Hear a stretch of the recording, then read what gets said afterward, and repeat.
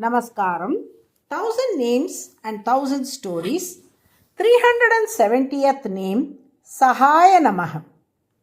Little Krishna's playful mischief grew so relentless that Yashoda could no longer tend to her household duties. In an attempt to keep him still, she decided to tie him to a heavy pounding mortar. Yashoda felt that tying Krishna with a single strand of rope might hurt his tender stomach. So she took a double-stranded rope and gently wound it thrice round little Krishna's waist.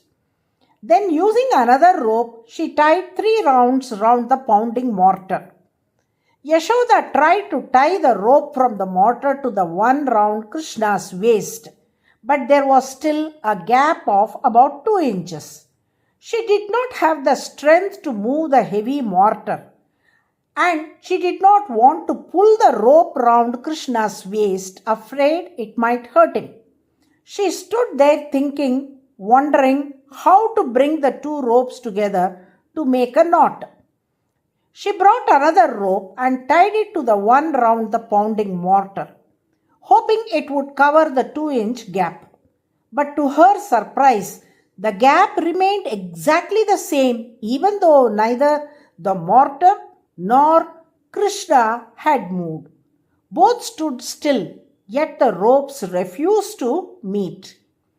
She brought rope after rope, tying them one by one to bridge the 2-inch gap. But no matter how many she added, the gap remained unchanged. Neither Krishna nor the pounding mortar had moved, yet the rope still would not meet. Tired and exhausted, Yashoda looked at Krishna and said with a sigh, "Krishna, I am your mother. Don't I have the right to bind you? Won't you let me tie you up?" Krishna smiled quietly and thought, "If you had just asked me to accept your bond from the start, I would have gladly allowed it for your love. But instead, you kept trying to bind me with ropes alone." Looking at her with affection, he said, "Amma, there is a rope in that corner. Go get that one. I will let you bind me with it." Yashoda brought the rope Krishna had pointed out and tied it to the one already fastened to the mortar. To her surprise, the 2-inch gap vanished and she was finally able to bind little Krishna to the pounding mortar. Relieved, she left him there and went on to attend to her daily chores. After Yashoda left to tend to her chores, Krishna, with a mischievous grin, secretly began eating the butter hidden inside the mortar. As he ate, his stomach began to bulge, causing the rope around his waist to tighten. Despite the discomfort, Krishna did not want to break free from the rope, for it was tied with love by his mother.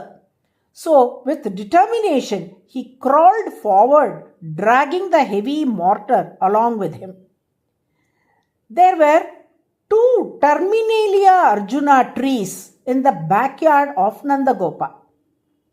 Krishna dragged the heavy mortar until he reached them.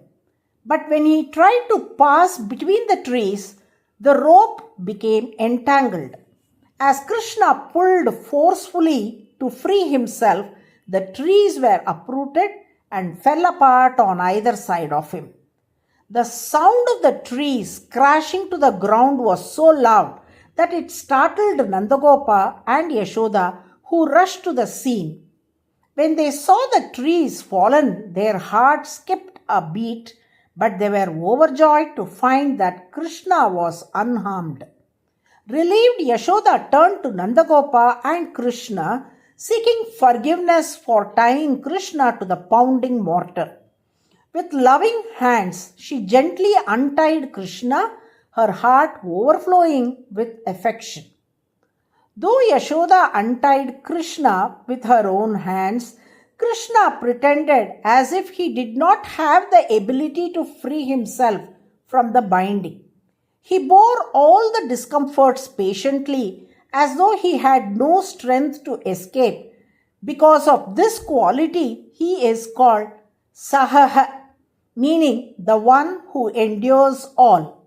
Even when his devotees bind him with love, he accepts the binding with endurance, showing his willingness to bear everything for their sake.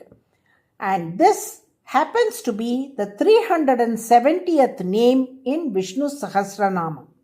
By chanting Sahaya Namaha daily, the Lord accepts being bound by his devotees and endures it out of love and compassion. Narayana, Narayana.